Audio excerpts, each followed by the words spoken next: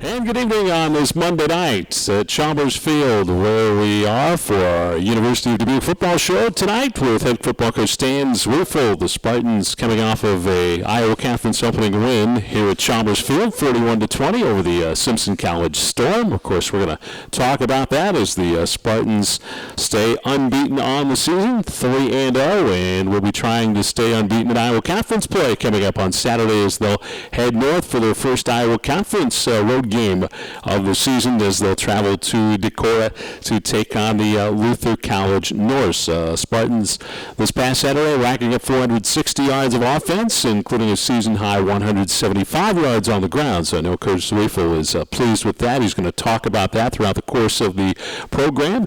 And then later we're going to get a chance to meet a couple of the players that have made it happen this year for the University of Dubuque on offense and defense, as we're going to hear from quarterback Connor Feckley. He's going to join us on the program, get his thoughts on the season so far. And on the defensive side, Michael Joseph will be joining us as a part. Outstanding quarterback, had a big interception in the win against Simpson this past Saturday. So that is all to come here on our University of Dubuque football show. Stan Zwirfel, the football coach at the University of Dubuque, will join us when we return back here to Chalmers Field after this on 101.1 The River. We're back at Chalmers Field, site of the Spartans' victory this past Saturday over Simpson College to open up Iowa Conference play, 41-20. And Stan Zwirfel, the head football coach of the University of Dubuque, comes in to talk with us right now, Coach. And congratulations on the win, getting off on the right foot in Iowa Conference play. You and I talked about how important that is with the very small margin of error in the Iowa Conference. Absolutely. It's great to get that opening win. Yeah, it's good to start out at home, and I think you have to win your home games in the league play if you're going to be a contender. And that was good to get that win. I think they're a very good football team, Simpson. We had talked about last week trying to control their running back, Jordan Beam, and their quarterback. And I thought were effective in both our goals in getting that running back to make his yards. Pay for his yardage, and we got a lot of folks to the ball, Tim, which I think really helped. And then we harassed the quarterback enough. I don't know if we got as many sacks as we hoped we were going to get, but I think we pressured him into some throws, and we took the ball away from him a number of times. And I felt really good about that part of it. And really for 3 quarters of the game, we had really stifled their offense, really did a pretty good job. They had one drive in the first half, really on the offense, I thought, created by the offense, and then one long drive in the second half. But other than that, we did a really nice job of doing what we set out to do. Rushing-wise, as you just pointed out, they had just 109 yards rushing, and Jordan Beam 65 yards. So great work there, and passing yardage totaled up to 302 yards of offense. So, that bears out what you're talking about right there, and you made some very timely turnovers as well. I think you're going to give up some drives. Tim, you want to limit those drives, and you're going to give up some big plays, but when you're able to counter that with taking the ball away, and I don't know for sure, I think we had 4 3-and-outs on our defensive side of the ball. That gets us the ball back, allows us to be on the field a little bit longer, but also gives your defense a rest. And no matter what anybody says, football still is a game of confidence and momentum. And when you take a team out in 3 downs and force them a number of times in the first half, that really builds the confidence. And even though I thought we were dominating the game in many aspects, Tim, I thought we were sloppy on offense. I thought we left some points on the field. I was very disappointed in the execution of some of our offensive throw game, which we thought we had really dialed in and what we could do with them, and we missed a couple of those opportunities. But again, I think one of the things about our team, we're so darn explosive, Tim. I mean, you can throw a 5-yard pass and it can go 55, and we have some folks that can get you over the top. So I think the thing that I'm learning about this young football team offensively is just got to keep giving them opportunities, and they're going to cash in. Not as often as I'd like, Tim, and not maybe as consistent as I'd like, but they really have the potential to make big plays. Let's go back and visit about the ball game a little bit. Halftime, you're up 20-0 before Simpson scored right before half, I should say, to make it 20-6. Your offense had the ball for 12 minutes there in that first quarter, and I know you're disappointed you turned it over on that first drive. But like you said, the defense pitched a 3-and-out and got the ball back for your offense, and then they scored and never trailed in the ball game. We really thought we were getting in rhythm on the first 3 or 4 possessions throwing the ball. We made a personnel substitution or decision, as we talked about last week, moving Dylan Schultz, one of our wide receivers, into tight end. That worked out pretty well. Yeah, it did work out pretty well, didn't it? And I had told Dylan Schultz prior to the game, and again, I don't know the fans. I usually tell people what I think is going to happen, and I told Dylan, you're going to catch between 10 and 14 balls and have 150 yards of offense, Dave, because you're going to have a matchup that they're not prepared for in a matchup, but you're really going to be able to isolate you on a safety, and it really came to fruition. And he really is a very good football player. He can play a variety of spots. We've used him in practice at tailback. He's been an all-conference wide receiver for us. He's got a defensive temperament, and I'm telling you, that is what he has. So he's got a lot of things going for him in that aspect, and he's physical enough and tough enough to play inside, and it really ended up being a very good move for us. But it also complements Tim, and I got to say this. I've told you this before since the very first time we've started the show, is this is as deep a receiving core as I've ever had. I don't know if it's the best one I've ever had. Time will tell, but it's the deepest one for sure. And so when you've got a number of people you'd like to get on the field, stretch them horizontally as well as vertically, making that move seems so much more common sense to me, which allows some of our other receivers to get on the field in a more predominant position, but allows us also then to have Dylan in some matchups. So that went really well. Yeah, talking a little bit more about Dylan at tight end. We talked with Mick Miyamoto after the ball game, and you know, it's a real challenge going 3 days preparation to prepare a wide receiver to play tight end, and you know, that just tells you what kind of an athlete that Dylan is. Great athlete, and I think he's also a really smart, savvy football player. And there are football players who, if you know the big picture, you can be moved and do some spots. And we've moved Dylan over the course of the years, as I mentioned, to a variety of different receiving positions. So I thought the transition went smooth. The toughest part for him will be run blocking, and of course we always think at our place that run blocking is a want to us, and I think he wants to, and so we'll get the technique. He'll get better at that. We're excited about making that switch. It allows us, Trenton Curry, who's been our all-conference tight end, our first-team all-conference tight end, who Dylan replaced, will be back and healthy on Saturday against Luther, and they're going to see some 2 tight end formations and some of those things. And then what it really allows us to do, Tim, I think as important as anything, it gives us a vertical, deep threat at tight end. Now that really is going to open up some things for us as the season progresses. And what's going to open it up even more for you is what you got going Saturday was the ground game, 175 yards of rushing. I know you wanted to balance it out a little bit more, and you accomplished that. Yeah, we did, and I thought we ran it pretty effectively. You got to get your running backs lathered up, and by that I mean you got to give them carries. It's not like a receiver where you only get 5-8 touches a game. A running back's got to have 15-20 touches in a game, and I think the more you get running back touches, the better they become, both physically and emotionally and mentally. So he ran over a couple guys. We got him back into it. I thought the first 2 games he might have been a little bit working too hard on cutback and those kind of things, but we changed a little bit of our blocking scheme on Saturday to get him downhill, and that really paid off. And that's going to be a huge part of our game, is him having the ability to run inside the tackles. Your quarterback, Connor Feckley, 285 yards, 4 touchdowns, no interceptions, and made some really good decisions to tuck the ball and run with it when nobody was open, and picked up some positive yardage that way. You know, one of the things he brings to the table that we haven't had last year and maybe 2 out of the last 3 years is a quarterback that's able to elongate the play and also be able to be elusive enough that when you don't block a guy, whether it's a free rusher on a blitz or one of our offensive linemen gets beat, is that the running back can make that first player miss, and he has an outstanding ability to do that. He's coming on the radio here in a little bit, but I would tell you there were a couple times I wanted to stay in the pocket longer, but he brings a dimension that we haven't had. And if you're going to blitz us, you better be gap sound, because if you don't, he's going to find a little bit of seam and make you pay for it. This is the University of Dubuque football show. Stan Zarifa with us here tonight, head football coach of the Spartans, 41-20 victory at Chalmers Field. And Stan, before we leave that game and talk about your opponent coming up this Saturday, Luther, let's just talk a little bit more about the defense. I mean, they have grown by leaps and bounds since week number 1 here at Chalmers. You know, Tim, what stood out to me more than anything else, and we had talked about this earlier, was our ability to rally to the football. Last year, what made us good was when a running back or a receiver caught the ball, we had multiple defensive players at point of attack. That appeared on Saturday and showed up, guys running to the football, playing with great enthusiasm, because defense still is running to the football and tackling. And if you can do those two things, a guy on one side of the field can make a mistake, but somebody will take care of that mistake by just pure flat-out hustle. And I thought on Saturday I saw more glimpses of that than I did in the first 2 games. Now, understand that first game, oh my God, I don't know if anybody knew what the heck was going on either side of the ball defensively in that game, because there's just so many points being scored.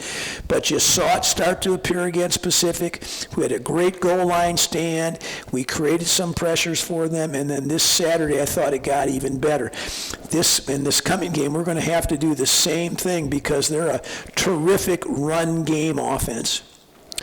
Coach, let's move on, and we're going to talk about your opponent coming up this Saturday, the Luther College Norse. They did not play last week. They had a bye week in the opening week of the Iowa Conference. They're 1-1, coming off of a win over St. Olaf, a wild 46-40 game, overtime game, 2 overtimes, in fact, and then were handed a big loss by La Crosse, 45-14. Yep. So a bit of a known commodity. They're going to do pretty much the same thing that you've seen. I know you can flip on the film from 2 years ago, Tim, and you could close your eyes and you turn it on. You know if it's 2014, 2015, or 2016, because it is the same thing. They are going to run the football. And Tim, I made this comment last year, and I'll say again to you, one of the really difficult parts of playing Luther in their option attack is you don't get many opportunities on offense.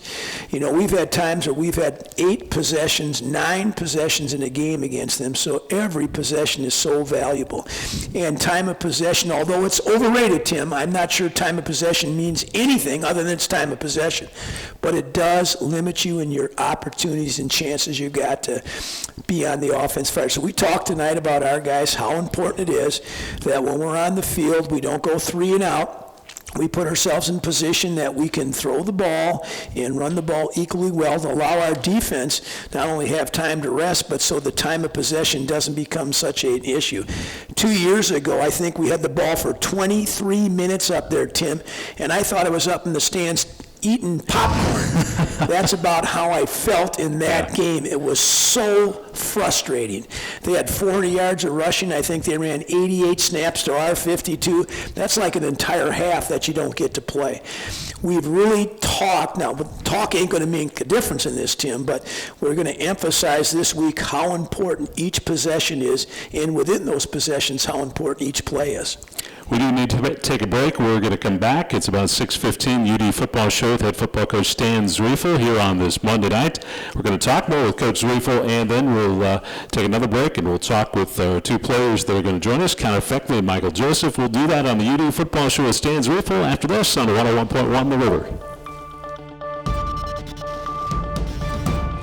We're back on the UD Football Show with Stan Zarifa. It is Monday night. The Spartans are getting ready for their 4th game of the season this Saturday. They'll be at Luther, and you can hear the game on 101.1 The River. And our pregame will be a 12:40 kickoff at 1 o'clock, and you can get the audio stream as well on the River's website or on the University of Dubuque's website through the Stretch Internet app there. Not sure if that's what it's called, but it sounds good. Close enough. Sounded good? Okay. Well, let's talk a little bit more about the Luther College Norse. The option offense, you talked about it, you see it, you know what's coming, but it's so hard to replicate that in practice. Tim, that's the biggest challenge. That is the best point. How do you get your scout team offense to give a good enough look? And our guys will do a great job. We've organized, we do a lot of different segments of that part and give our guys a lot of reps, but you can't replicate the speed. So I always think that first quarter is so important to be able to catch up to the speed of that and not put yourself behind. If Luther gets ahead with their offense, they are deadly. They can just grind it out. We'd love to get started fast on offense, and let me tell you now, we're going to be throwing the ball. We're going to be throwing the ball deep on Saturday, and if they're listening, they better understand we're going to throw that ball downtown. And we're excited about our matchups and throwing the football. One of our goals is to get ahead and get a chance so that our defense can make them a little bit more predictable, if that's possible. But they are a good football team. They've got a great fullback. Their quarterback makes great decisions, and just by the nature of their scheme, they put a lot of stress and pressure on you. Their fullback, Christian Moore, and like you said, he's an outstanding athlete, big fellow, about 250 pounds. Yep, so, big kid. Going through practice, do you line up an offensive lineman and give him the ball and say, guys, get him, guys? Unique enough, we have a kid a freshman tailback for us who's going to be an outstanding tailback, who's got some dimensions very close to Christian, and we'll put him at fullback in this week of practice, and we'll get a lot of good reps at it. Although, again, you can't replicate him, and you can't replicate the speed.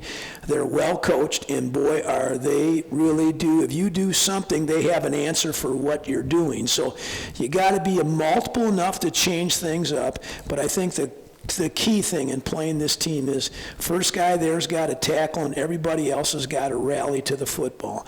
And if you can get those kind of things and limit the 2-3 yard plays to 2-3 yard, not 6 or 7, and then they're going to try to big play with a play action pass and do some things on that. And I thought last year we had a really good plan, Tim. I thought we did a good job in sticking to what we thought would cause them to have the most difficulty in scoring, and I think it turned out all right for us. Now we're home up there, grass surface, all that kind of stuff, just all that kind of stuff. But we have not played well up there, Tim, in my last 2 times up there as a coach. We're hoping we can change that. It presents a very difficult challenge for us. We're excited about where we are. We're excited about how we've improved defensively. I don't think yet that we have made the consistency we should have in 4 quarters on offense, because I'm waiting for when we do, because it's going to be a lot of fun to watch. How about Luther defensively? Scouting report on them. They've returned a number of players. They're playing a 4-2 box, which is very familiar to us. We've seen it against Pacific and parts of Bethel. They've got some really good players.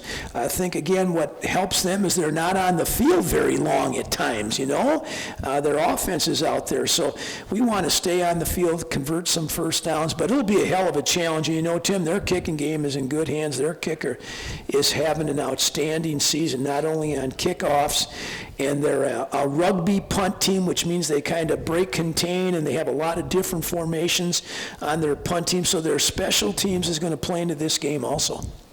Any final takeaways before we let you go here and meet the young gentlemen that are going to come over and talk with us? We'll see you in Decorah. Okay, that sounds good. We'll see you there.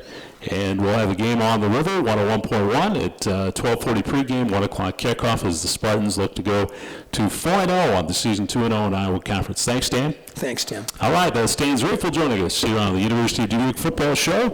And we'll come back and we'll visit with Connor Feckley and Michael Joseph as part of our next segment here. We'll return with them coming up here on 101.1 The River. And we're back here on the University of Dubuque Football Show with head football coach Stan Zriefel, but now we're to our player spotlight segment of the program, and we've got quarterback Connor Feckley who's going to join us right now. And good evening, Connor. Good evening. How you doing? I'm doing great. Well, the Spartans off to a 4-0 start. Your take on this season so far? So far, so good. I mean, coming into this season, we're going to have a lot of young guys, and we're kind of excited to see how we were able to get guys going. We last year, having being so senior heavy, it was really senior led. A lot of the guys were able to basically feed off all of the positive energy from the seniors. They had been working so hard for their senior year, so they were really excited. And so for a lot of this, not as many of us older guys, we kind of were able to get that experience from last year, having that senior leadership. And I think a lot of the older guys have stepped up and done a great job of that year. And then obviously having so much of the youth out there, all that enthusiasm and excitement has been great throughout practice throughout the year so far. Well, the Spartan offense putting up some video game numbers so far with the wide receiver core you've got. Coach Zweifel has talked about that. What a luxury it is to have some guys who are going to make plays for you. Yeah, absolutely. Like I said, we were able to come in the season thinking we had a lot of opportunities to have great passing attack, and then obviously we came out against Bethel and were able to get things going offensively pretty well through the passing game, and obviously having the ability to move a guy like Dylan Schultz, who's been a phenomenal receiver here for the past 3 years, and to move him to tight end and still have the depth of the wide receiver position has been a great weapon to use of the offense. Of course, you were here last year. You started one game, so this is your first year with the team, you at the controls, and talk about just building the chemistry with those wide receivers, how you go about that and what that's been like. Yeah, it's been a challenge, obviously, since last year,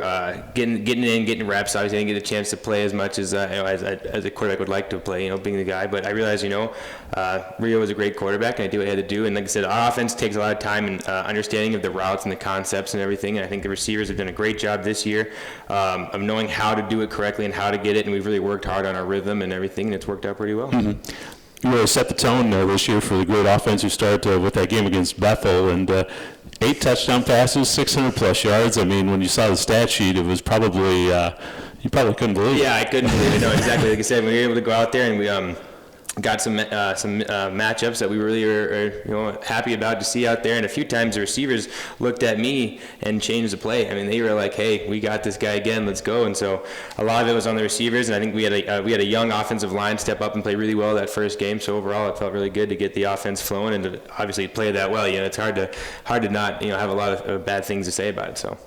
Seems like it's a lot of fun to play quarterback for a Coach Stan Zweifel team. Yeah, I know it is. He's definitely big on protecting the quarterback and making sure the quarterback making things easy for him. And for him to call plays and make it easy on me than to have the talent I have at receiver, it's easy for me to just get the ball out there and let those guys make plays. What's it going to take to get the Spartan offense to the next level? Coach Zweifel says you guys still have a lot of improvement. Yeah. What are those areas you're trying to hone in here as the conference season rolls on? Absolutely. Like I said, for us to come out and obviously get a good win against Simpson, and then a lot of the offense felt that we did not perform the way we should have going into that game. Obviously, we were able to put some points on the board and get our running game going, which was huge for us. The young offensive line to get some momentum and get those 2 great running backs with Dwayne and Mo going was huge. I think offensively, though, we just need to stay sound, be a little less sloppy, get to go pre-snap penalties out of the way, and then I made a few mistakes in the game that I know I should not have made, and it kind of comes down to just being more mentally focused pre-snap and understanding the concept of the play and how what we're up against and going out there and executing. Connor, it's been a pleasure talking with you. We look forward to watching you throughout the season as the Spartans attack the rest of the Iowa Conference, starting this Saturday with Luther. Congratulations on the great start, and thanks for joining us. Yes, sir. Thank you so much. All right, we're going to have Michael Joseph come on over and hand the headphones to him, and he can pull up a stump here and talk with us here tonight. Thanks a lot, Connor. And Michael, welcome to the program. Thanks for coming on. Thanks for having me. Yes, sir. It's a great start to the season for the Spartans at 4-0. Just your thoughts on this great start thus far? I think it's a good start for us, 3-0. That's what we wanted coming into it, to go undefeated, win our first conference game against Simpson. Defense, I think, first game, as everyone knows, wasn't too well. 53 points, that's not what we wanted. But I think each week we're getting better and better. And starting at Pacific, I think defense did a good job of controlling that offense and only giving up 24. So one of the touchdowns coming on special teams. So overall, I think we did well. And then against Simpson, I think defense stepped up even more, other than a few mental lapses, which gave up those 20 points we gave up. And I believe we could have shut them out, really. But other than that, I think we did a good job of controlling the run. And that's really good so far. One thing that's happened, like you said, one of the best defensive numbers that first game, and then the second game either, but you've improved. You've made big plays. I mean, the Spartans have stepped up on the defensive side when you've needed it. Mm-hmm. Yeah, and that's what we preach coming into. Coach wanted us to take the ball away from the offense, and that really stuck out last week when we got 3 interceptions, 1 for me, and then Derek Trotter got it on the next series. And then later in the game, Jake Owens got himself another one again. So I think we're doing a good job of taking the ball away from offenses, and when we need to get a defensive stop the most, we find a way to get off the field. You guys having a contest to see? Do you do that to see who can get the most interceptions? A little bet going on, or? Yeah, it was a little. I was happy when Jake got his pick, but then I realized he took the interception lead again. So I got to get me another one soon. You almost took yours back to the house, though. Talk about that interception and return that you made Saturday.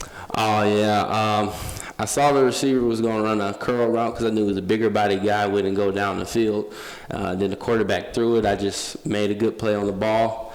Took off running. I tried my best to get in the end zone, but then they ended up hawking me down after I made a few cutbacks. But exciting, though. Exciting. Of course, you're a returning starter from a year ago, and it's a lot of new guys on the defensive side of the ball. Just talk about what that's been like as far as the defense kind of gelling. There's a lot more speed on this year's team, it seems like. A lot more speed. We lost a couple linebackers like Trevor and Blaine, but we gained LeDevin at the mic and moved Jake back to the wheel, and I think they're a lot faster, even though they don't have as much experience. So we get to the ball a lot faster, which helps us a lot create those 6-yard gains back to like 2-yard gains because we get to the ball so quickly. And just as a defense, even though we're young, I think we're still pretty talented, and I look forward to like this team down the line because I think we could be a pretty good defense. What areas do you really see this defense making more improvements in as you go through the rest of the conference? You've got a high ceiling. Yeah, I think the defensive line will become even better. They're getting better and better each week. We got a couple young guys that's making some plays on defense, and we also got Justin Wilson, a senior defensive end, coming back soon from his foot injury. So I think he'll help that D-line take it to the next level and get us some more pressure on that quarterback, some sacks and all that.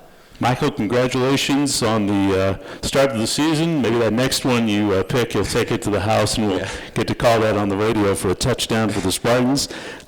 Congratulations on a great start for the team, and best of luck as you guys keep going here in the Iowa Conference. All right, thank you. Thank you for having me. All right, that is going to wrap up our UD football show with head football coach Stan Zwiefel here on this Monday night. So don't forget to tune in to 101.1 The River coming up on Saturday afternoon, 12:40 pregame, kickoff at 1 o'clock as the Spartans take on the Luther College Norse. I will talk to you then. Jim Kaloran will join me once again from the booth coming up this Saturday.